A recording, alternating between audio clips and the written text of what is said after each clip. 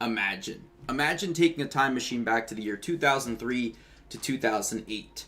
What is the one common thing that all gamers shared? I'll, give you about 1 to 3 seconds to, type it down in the comments. You can even pause the video if you want, but I'm going to give you my answer of something that I realized. All gamers in that time frame loved video games. They genuinely enjoyed the video games that they played. They were finished products with no microtransactions, and they were also original stories or original characters or even original franchises for that matter, right? And you can even argue games even before the year of 2003 were the same thing.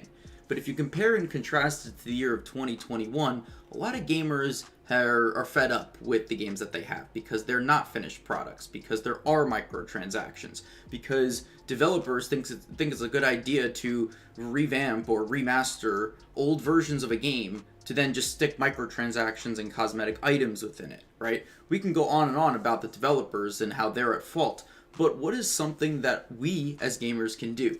Play the video games that we enjoy, right? And if you rewind the clock back to 2003, there's a lot of things to break down and to compare and contrast with compared to the year of 2021. All right, so before we jump into this time machine, guys, drop a like, subscribe. I gotta remind you of that because it does help the video and it does help the channel out as a whole. I genuinely appreciate all of you that stick around to support and hit that like button. But let's get into it, man. So let's take this time machine back to 2003.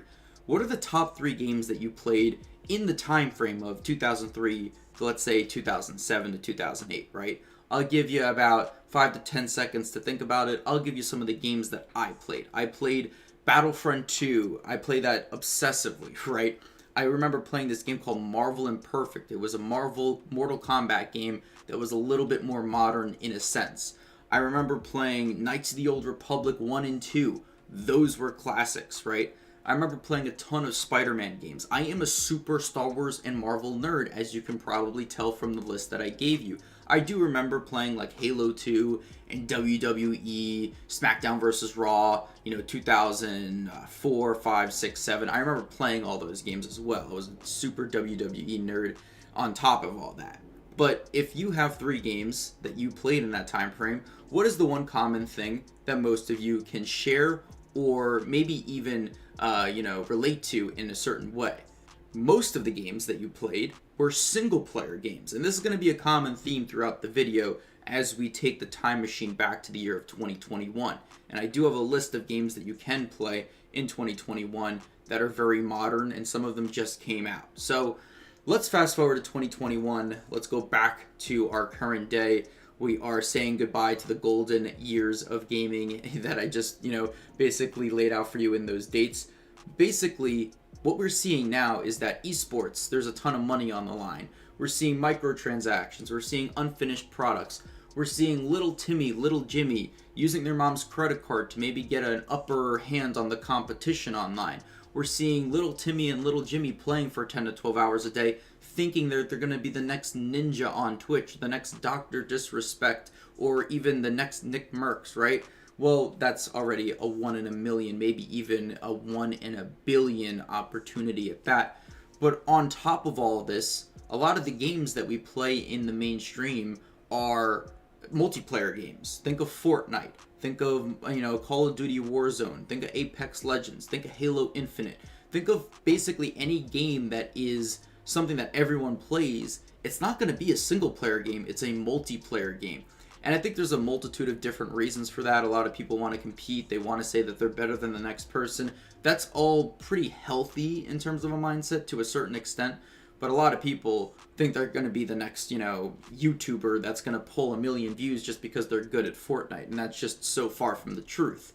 So if you compare it to now, and this is something that I personally can relate to, there's a lot of competition, high blood pressure type games to play, and they're all essentially multiplayer games in the current day, even like Battlefield and things like that, right? So I'm going to give you my own personal anecdote, and I'll give you some, modern games to play as well in the next couple of minutes, but I remember a specific feeling that I had. I was playing Spider-Man. It's a PlayStation exclusive. I get that. Don't worry, I have Xbox games for my Xbox users as well in this list. But I remember this specific night I was playing Spider-Man. I remember just completing the campaign. And if you guys don't know, you can cover your ears, you can skip ahead, but you have to defeat Doc Ock. So you defeat Doc Ock, and then, the credits roll and things like that. Then right after, my boy told me to go onto Call of Duty Warzone. I was on a dopamine high. I was feeling so good after beating that Spider-Man campaign. And it was just a great story, all great characters. It felt like a movie. It felt like a super long movie, but a great one. I never felt like I was tuned out, right? That was a great game and is still a great game to this day.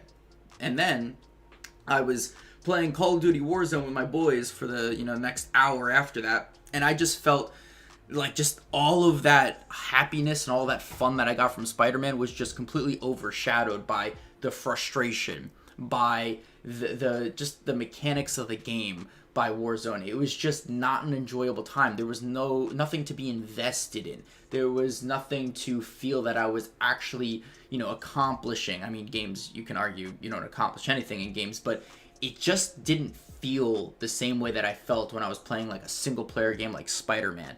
And again, I think that has to do with the competitive nature of it. Basically, if you're even decent at the game, I'm pretty decent, I have like around 45 wins. If you're decent at the game, you're probably not going to have as much fun as someone who plays this game day in and day out, 24 hours a day, right? And again, that's the esports natures of things in the year of 2021. So what I'm trying to get at here is that single player games really do make me have that nostalgic feeling that I had in like 2003 to 2008, where there's characters to be invested in. There's a story to, look at from beginning to end and to get involved in. There are certain things that your character will be able to do towards the end of the storyline that really make you feel like your character is evolving. When you're playing a, linear driven game like Call of Duty, even the campaign feels linear at that. It doesn't make me feel the same way as a Spider-Man game did.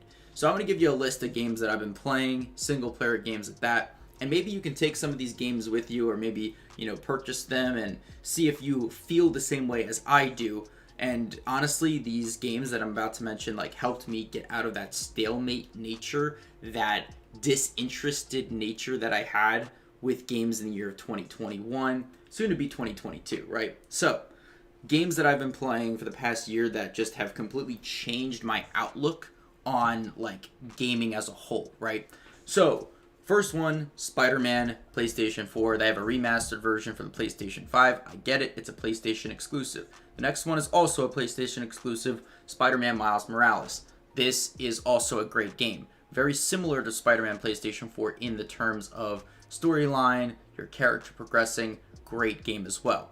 Now let's talk about some Xbox games, or games that you can play on the Xbox, alright? So, the Halo Infinite campaign is actually pretty decent. It's pretty solid. I can't say it's as good as a Spider-Man, PlayStation 4 storyline, but it's still pretty good. Another game, you can play Star Wars Jedi Fallen Order. It is a great game as well. That story is superb, and it's a great Star Wars game for my Star Wars nerds. If you like maybe single-player racing games, you got Forza Horizon. I remember, my brother was basically letting me play it, and I'm pretty sure it was the new Forza game. It might have been Horizon. I really can't remember, but it was also enjoyable because I was trying to race against the competition, and you could, get higher up in certain leagues. There's new maps and things like that to actually progress, the car that you're in. It's not a storyline type of thing, but it's still very enjoyable, right?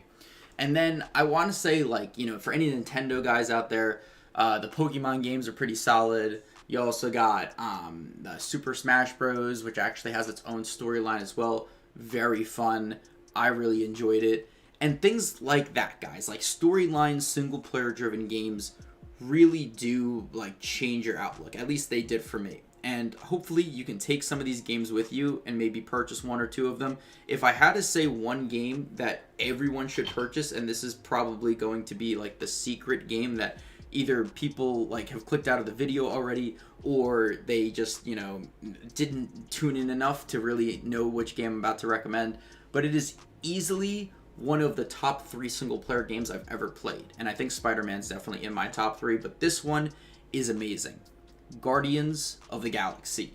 Even if you're not a Marvel nerd, This is like The Breakfast Club in a sci-fi era. This is easily one of the best stories I've ever, been invested in. It is a fun game that you can play on Xbox, PlayStation, PC. It is just superb in every single way. The characters feel like real people. The way their moods change. You get to select different things on depending on, choices, if you want to side with somebody or not. The gameplay in terms of firefights is kind of repetitive, but you play this game for the story. And then after I finished this game, I felt like I watched a Marvel movie. It was genuinely so fun. So those are the single player games that I do have for you. Those are the games that I would recommend or play. And at the end of it all, I hope that you can at least play one or two of these games, come back to this video, and say I actually enjoy gaming again. It's pretty weird feeling for me to even make a video on this. But hope you all did enjoy. Drop a like, subscribe, comment down below what you think about this topic. And I definitely want to hear, maybe you have a similar feeling or a similar story that you can share down below. I'm Cryptix. Probably going to do another replay of Guardians of the Galaxy, and signing off.